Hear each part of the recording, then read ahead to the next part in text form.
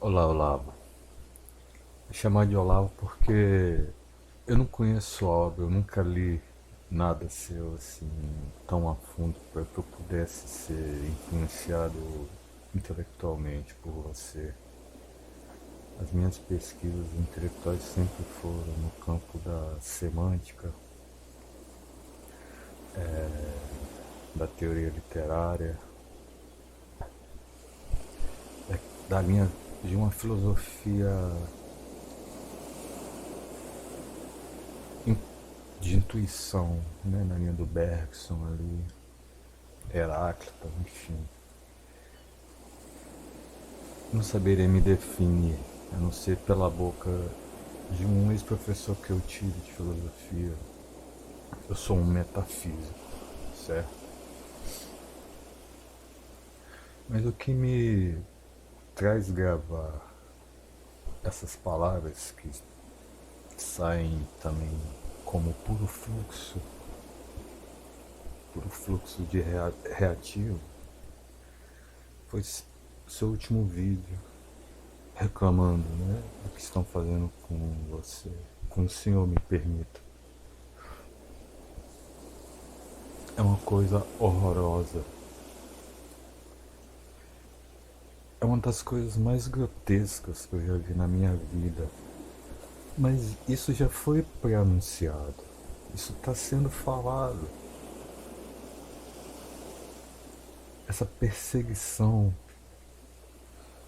a intelectuais, a pessoas que se dispõem a querer simplesmente desabrochar, a exalar, né? Como se fosse possível mudar a natureza de uma rosa, simplesmente por não gostar do cheiro que se exala, que ela exala. Ou seja, se despreza, se rouba intelectualmente uma pessoa só pelo fato dela não pertencer aos grupelhos, né? A elite pensadora. Eu vou tentar dar alguma ordem no que eu vou falar, mas é porque é tanta coisa e eu tô tão sozinho que isso vai ser provado em vídeos que eu vou botar no canal. Mas por demorou tanto porque eu não tenho habilidade técnica.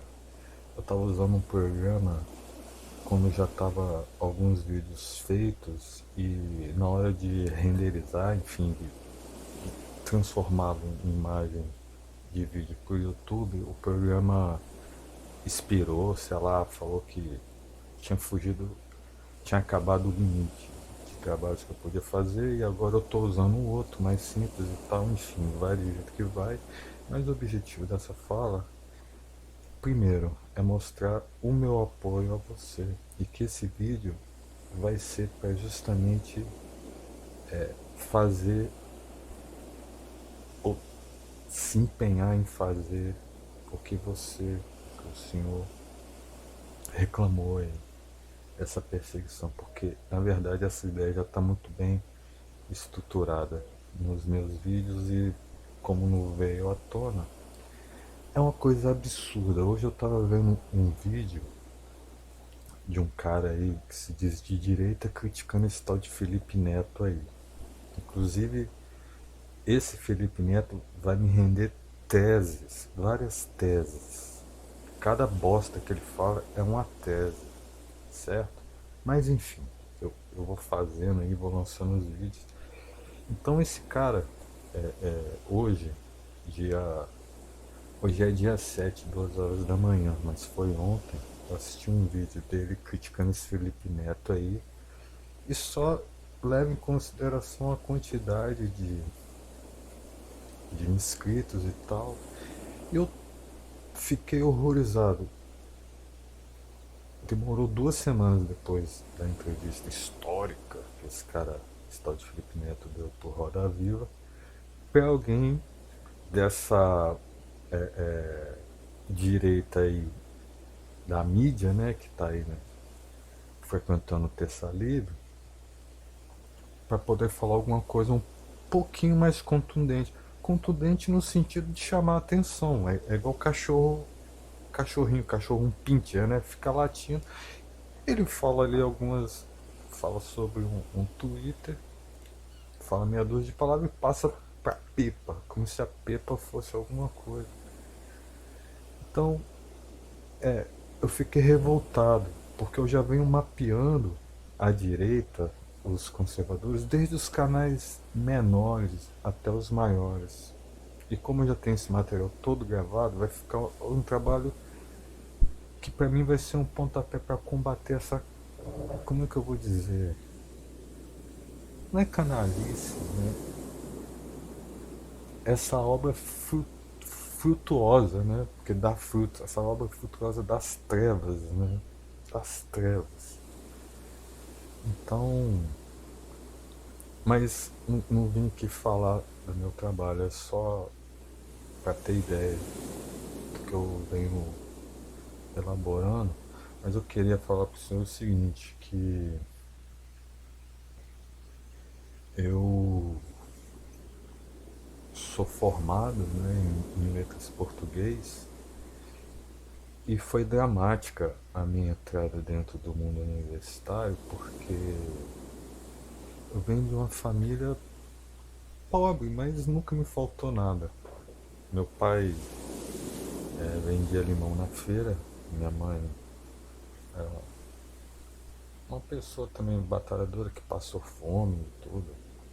Ela fala que várias vezes comia lixo, ia em lixo catar comida, usava roupa achada no lixo. Meu pai vendia limão, eles se casaram, meu pai foi para. Se alistou, aceitaram ele, estava no Rio. E lá por um golpe de malandragem, ele virou general. Virou general, virou motorista de um general. E eles se casaram, foram para Brasília e eu nasci lá em Brasília, na 408 Norte. E depois eu fui para 306. Eram quadras bem assim, de ralé mesmo. Então eu vivi no Cerrado, no meio do Cerrado. E várias coisas marcaram minha vida, porque meus pais sempre valorizaram muito, né, essa questão do estudo, então eles me obrigavam a estudar e tudo. E minha mãe tinha uma banca de revista, eu lembro que eu ajudava a entregar jornal, revistas e tudo, com uns 10 anos de idade, e dali eu pude tomar gosto realmente, porque, bom, eu via desde pornografia até Kant, né? Então meu mundo, né, era mais ou menos esse aí. Não existia internet, então essa era a internet da época. O fato que eu cresci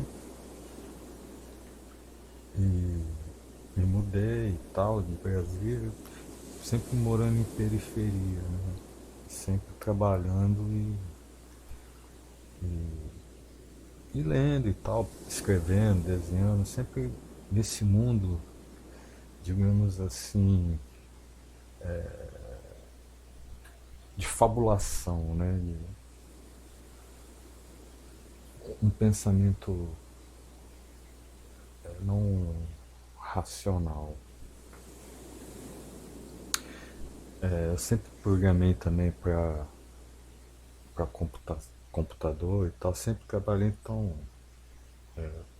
tive computador, tenho desde sempre essa ligação com a linguagem, a programação de computador, a linguagem computacional. Cheguei a trabalhar como programador em construtoras aqui onde eu moro, mas eu larguei tudo para. Eu larguei essa carreira que seria promissora para entrar dentro da universidade e fazer letras português. E eu lembro, nessa época eu trabalhava com educação social. Eu mexia com educação de menores em situação de risco, né? Que eles chamam hoje, mas é menor de rua, né? Então eu trabalhava e estudava. E chegou uma certa altura, meu professor de teoria do teatro, eu fiz um trabalho, entreguei a ele, depois de um tempo ele devolveu esse trabalho, mas assim, o trabalho veio todo corrigido. E uma nota muito grande explicativa, que em resumo falava que eu deveria mudar o meu jeito de escrever urgentemente, porque eu não sabia escrever. Ou pensar em abandonar a universidade. Então por isso que minha entrada foi dramática. Então eu passei a boa parte da minha vida acadêmica tentando aprender a escrever. Então por essa minha preocupação, toda aquela ideologização que acontece dentro da universidade, eu passei meio incólume, porque eu não estava preocupado em aprender o que estava sendo ensinado, eu estava preocupado em escrever. E por estar preocupado em escrever, eu fui meio que trilhando o meu caminho intelectual. Resumo da ópera, né, desse drama. Eu aprendi a escrever. Eu aprendi a escrever. E a prova disso foi que as minhas notas eram muito boas. Eu fui elogiado em congressos, assim, por professores ali. Não que isso tenha algum valor para mim. Não, mas era uma prova do que eu precisava. Eu precisava, né, de um retorno. Da mesma forma que eu fui criticado e lutei, né, para melhorar, porque eu não iria sair dali. Imagina um professor de português que não sabe escrever.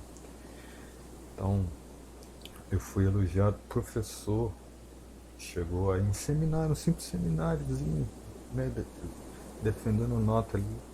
E o professor falar que não, não sabia que havia uma produção daquele nível em graduação. Enfim, professores pedindo desculpa, tal, por, né, não sei nem porquê, né, pedir desculpa, né, eu acho que por nota baixa que me dava, não sei. Mas enfim, o fato é que eu me formei e consegui ganhar respeito pela minha produção intelectual de alguns professores. Mas teve um dia que eu entreguei um trabalho com um professor, um trabalho muito simples que eu fiz numa tarde. Um trabalho que estava faltando e eu não lembro muito bem, acho que eu faltei as aulas dele, eu esqueci de entregar um trabalho, coisa de estudante, né? Sempre trabalhando e estudando, então não lembro qual foi a razão de eu ter deixado esse trabalho para trás, mas o fato é que eu entreguei o trabalho, me esforcei, fiz o melhor que eu pude e entreguei. Quando eu fui receber esse trabalho, de volta com a nota, esse professor falou que era uma tese de doutorado. Esse trabalho era uma tese de doutorado. Bom, eu ri, sacaneei ele, tá, porque a gente tinha uma relação meio assim. Ele falou, não, não, é sério. Bom, aquilo ali ficou na minha mente. Mas o tempo passou, acho que no outro semestre, terminou o semestre, no outro semestre eu fui fazer a inscrição para aluno especial do mestrado.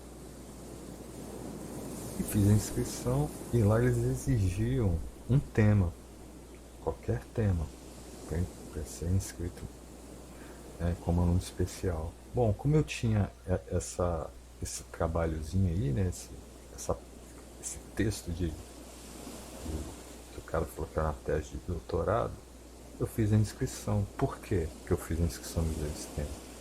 Porque os caras falaram que seria segredo, ou seja, eles deveriam ler ali e era segredo, ninguém ia ficar sabendo dessa ideia.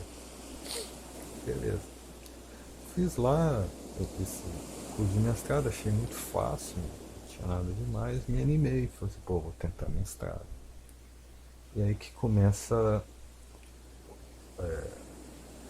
uma história muito, mas muito comum, né, e muito triste. Porque você imagina, eu entrei na universidade sem saber escrever, ou não sabia produzir a esse ponto, né, de saciar uma expectativa acadêmica. Aí depois começa a ser elogiado, falei, não, você atingiu, né? Toma um selo que você já está dentro dos padrões. Mas o fato é que, eu, por mais que eu estudava para o mestrado, eu ia fazer as provas, eu não conseguia passar.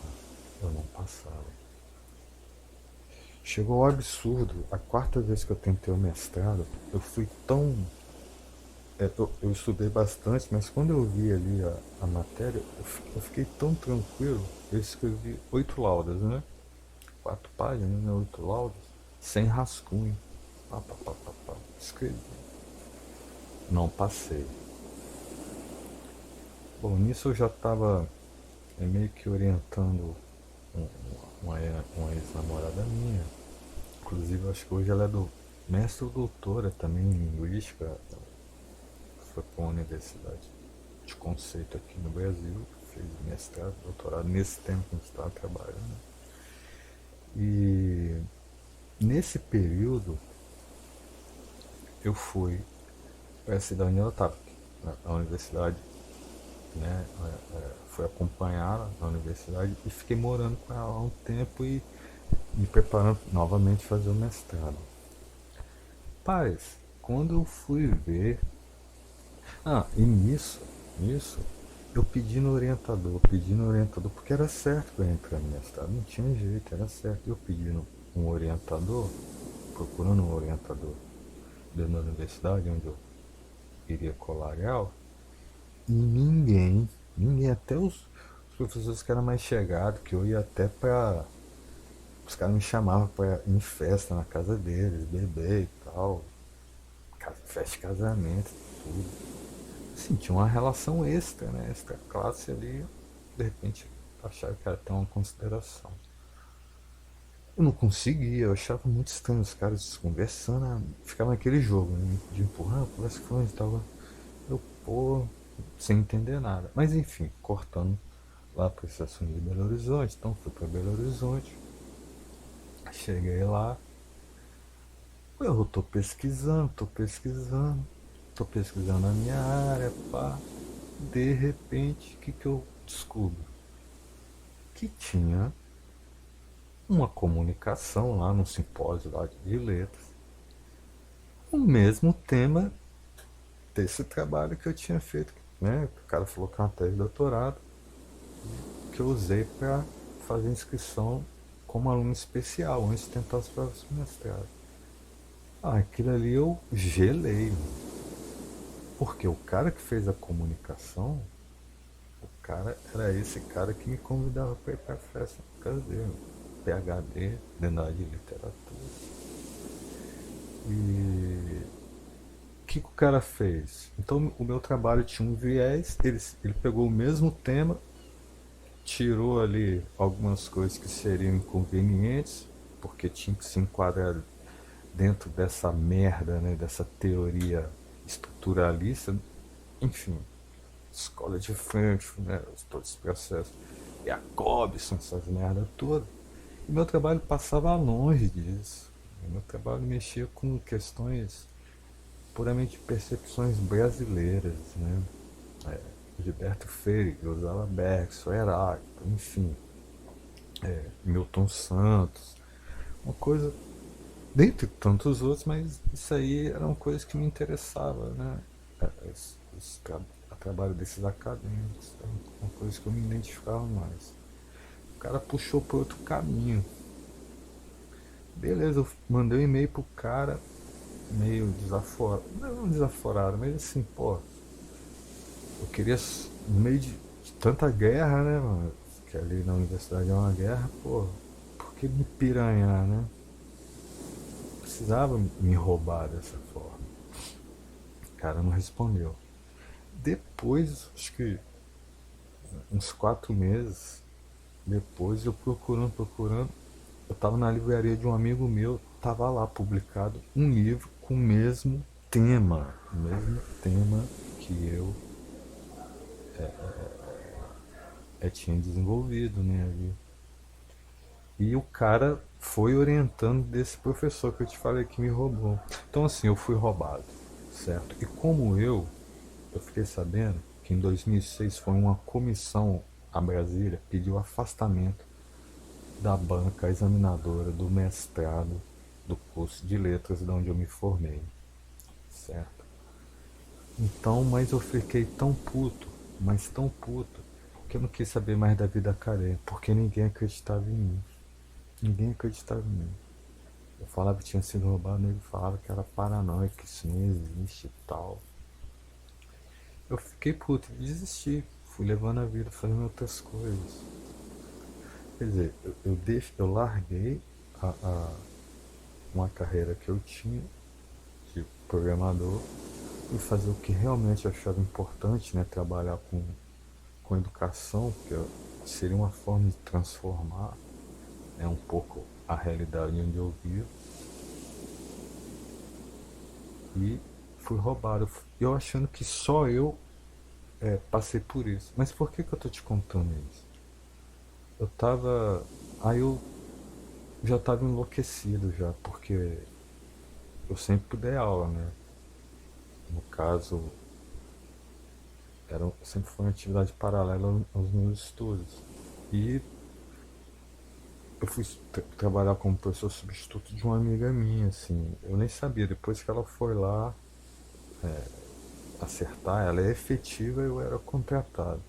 Eu perguntei por que ela tinha se aposentado. Ela pediu aposentadoria, ela era mais nova do que eu. As cordas vocais dela tinham estourado, enfim, ela foi afastada por, por incapacidade, né? Então, e eu não conseguia dar aula mais. Era aluno de periferia, mas não é. Igual eu falei, eu comecei trabalhando, eu moro em periferia, eu, eu não tenho. Nunca tive dificuldade nenhuma em conversar com as pessoas do meu mesmo nível social, né? Seria um absurdo. Eu dei aula, fui educador de rua, México, trabalhava com menino de rua, então eu tinha uma linguagem adequada. Mas essa escola, nessa época, era um absurdo. Né? Era um absurdo. Não por causa dos alunos, porque os professores, de um modo geral, principalmente a pedagogia, os pedagogos, a parte pedagógica, era uma coisa monstruosa, né? Não se fazia nada, nem para disciplinar, nem para disciplinar. Enfim, eu sei que eu larguei tudo e saí, andarilho, louco, né? Peripatético, né?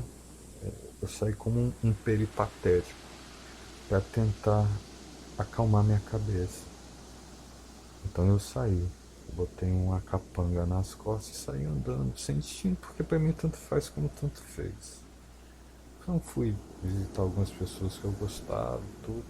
Fazia muitos anos que eu não via.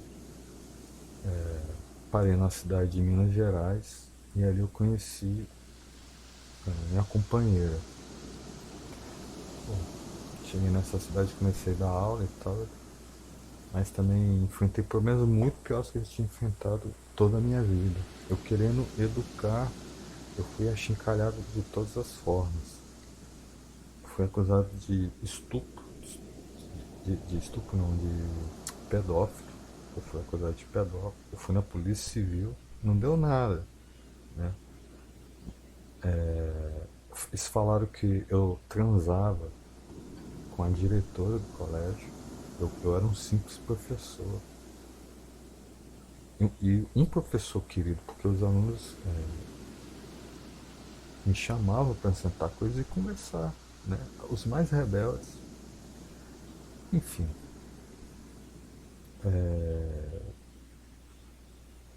eu fiquei assim. Depois eu vi que eu estava no meio de uma disputa política, certo? Era política pura ali que acontecia. Então eu decidi largar e fui fazer outras coisas da vida. Nisso, em 2009, 2010 mais ou menos, eu comecei a publicar algumas coisas num site, pensamentos meus assim um pouco. Eu já estava com a cabeça um pouco mais no lugar, já não queria mais trabalhar com educação e tal. Nessa época eu me converti, que foi fundamental. A companheira é cristã, então ela me mostrou esse caminho, eu era ateu. E ali eu realmente encontrei a paz. E eu achei incrível, porque realmente quando se tem fé acontece milagres. É uma coisa fantástica, né? Assim, é sobrenatural. Essas coisas me, me comoveram. O cristianismo eu fui querendo cada vez buscar, eu fui querendo buscar cada vez mais. Então, o que eu quero falar é o seguinte, que o Senhor me salvou da loucura. Tem um texto seu, eu não lembro agora qual, mas você narra justamente isso, né? Professores mau caráter, sem caráter nenhum, que rouba, que são presumidos, né? Pernós, orgulhosos, bando de burro, sério mesmo, os caras são burrão. Os caras, tipo assim, você pode ler, mas isso não significa nada, né? Haja visto o Felipe Neto, ele não consegue falar nada com nada, é uma coisa incrível. E se diz profissional de comunicação, é um absurdo.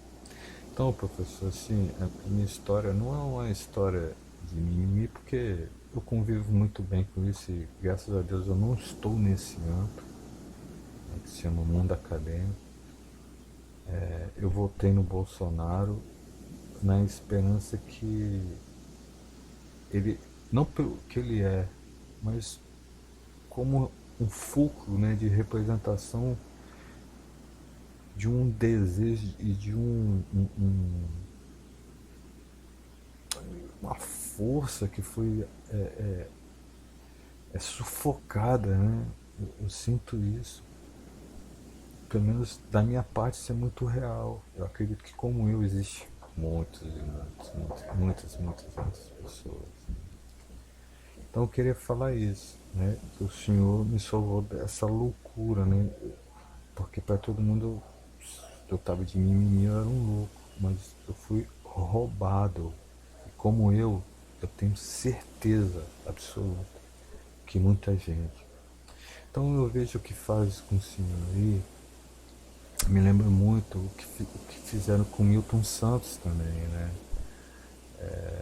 Inclusive tem uma entrevista que eu vou até usar nos meus vídeos, numa fala dele, no mesmo Roda Viva, que a repórter indaga, né, que a entrada dele dentro da universidade foi muito problemática, né? Ele ainda voltou. E eu lembro que algumas pessoas me criticavam por... Eu nunca li nada do senhor, eu não tenho ideia, né? Ó, pra falar a verdade, eu peguei hoje o livro, deixa eu tá até aqui, do Epicuro, né, O Jardim das Aflições. E o que eu acho mais incrível, para você ver como é que são as coisas ali, tem uma fala do Bloomfield, agora eu não lembro, eu não sei, mas tem uma epígrafe ali que fala justamente isso, né? Que eu acho que é Haroldo Bloom, né? Haroldo Bloom, que fala justamente isso. Que o intelectual ele tem que sair mesmo da universidade, tem que procurar ser livre, né? E hoje eu escrevo, eu me considero um poeta hoje. Eu me considero. Não tenho livro publicado ainda, mas eu me considero porque são poucas coisas que eu consigo ler assim. Né? E eu escrevo porque eu, tipo assim, eu escrevo a poesia que eu gostaria de ler, não tem? Eu não sei se acontece isso com seus textos, quando você escreve, mas tipo assim, você escreve o livro que você queria ler, né? Acho que é um pouco assim que eu escrevo. Então, queria falar que o que eu puder para manter o seu nome num lugar apropriado, eu não ligo. Eu não ligo as pessoas. Você fala umas coisas tipo de peido, tá umas coisas bobas, né? Assim, é bobo, porque pelo fato de você ser intelectual, você não tem outra vida. Quer dizer, você tá na rede social, você escreve livros complexos, tratando termos complexos, tipo, eu vi lá Chuona, você fala de Chuon, pô, eu sou interessado nessas conversas, né, de essa metafísica mais mística, né, enfim. Pô, os caras, complicada a ideia dos caras, então você trata disso, então fui vendo que você é um intelectual múltiplo, né, que se preocupa com muitas coisas, então isso foi me aproximando, né? Eu não sou um Olavete, mas a partir de hoje eu vou me tornar um Olavete. Porque o que fizeram com o Gilberto Freire é um absurdo, né? Eu acho uma coisa medonha. O que fizeram com Milton Santos também, o que faz com o pensamento dele, eu acho uma coisa medonha. E incrível, né? As pessoas te criticam e tudo por você, ao meu ver, não deixar fazer justamente o que fizeram com Milton Santos e com Gilberto Freire. Quer dizer, você lutar por um lugar que é devido, uma lacuna abissal, né? Aí eles falam assim que não, porque no Brasil não tem nenhuma expressão. Aí você vai para as universidades, os caras estão secando a alma em teóricos até hoje franceses, né? Uma coisa absurda, sendo que, como diz o poeta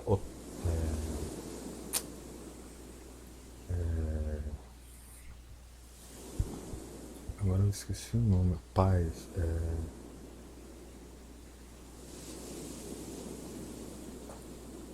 esqueci o nome dele agora, me fugiu.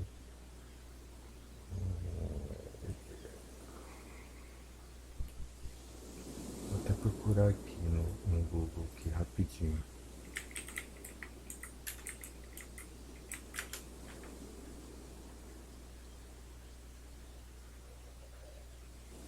José Paulo Paes, né? O poeta José Paulo Paes. Ele é poeta, tradutor, crítico literário e ensaísta. Ele critica, né, a semana de 22, toda aquela estética, né, do modernismo brasileiro. Esse texto dele, eu não sei onde está exatamente algum jornal, mas eu sei que está num livro, na coletânea, que fizeram do Raul Bop. Do Raul Bop. Então, é a única voz dissonante é do Otávio Paz. E é engraçado que eu achei assim, de uma magnitude, né, de uma precisão. Então, por que eu estou falando isso? Eu nem sei porque que eu usei o Paulo Paz. Talvez por ele ter sido também outro esquecido, maldito, mas queria falar que. Ah tá, falei isso porque ele critica justamente essa atitude do modernismo em secar a alma, né? Em Sartre, no estruturalismo, na psicanálise. O Paulo Paes critica exatamente esse movimento modernista de buscar uma coisa alienígena, sendo que nós temos mistério em casa. Inclusive, acho que esse é o título desse texto dele. Nós temos mistério em casa, mistério em casa. Então, assim, eu já venho arquitetando aqui esses meus vídeos e você pode ter certeza que vai versar e o que eu puder fazer, né, para defender o senhor, com certeza vai ser uma defesa. Não leio, não, igual eu tenho falado, eu não sei do que se trata o seu pensamento. Eu vou começar agora, justamente por causa desse vídeo que o senhor colocou, certo? E por ter acompanhado esse tal de Felipe Neto, é um absurdo. É uma coisa assim, como é que pode, né?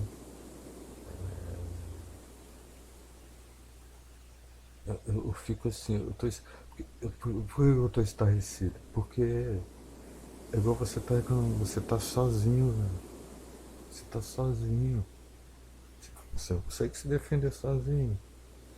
Eu fico, eu analisando, é tanta coisa que tem pra se falar, que assim, minha cabeça parece que vai explodir. Já tem umas duas pessoas que eu tô tentando dar uma ordem, digamos assim, mais significativa, né? Ao que eu proponho. Então, cada dia é uma boa, mas eu agradeço ao Espírito Santo, né? Porque eu acho que esse vídeo, eu não quero mais saber de nada, não vou nem mais ver o YouTube. Eu vou focar nas coisas que eu já tenho aqui catalogadas e já anotado para fazer esses vídeos. Então eu espero que o senhor receba aí esse áudio, meus vídeos, como uma forma de, principalmente de agradecimento, né? Porque quando eu vi aquela entrevista desse Felipe Neto no Roda Viva, eu fiquei com tanto desprezo pelo tudo que ele falou ali, né? Já vinha falando de antes, valorizar os intelectuais da academia. Esse moleque não tem a mínima noção do que ele tá falando, talvez porque ele tem um primo lá, que é uma entrevista que ele deu lá pro Marcelo Freixo.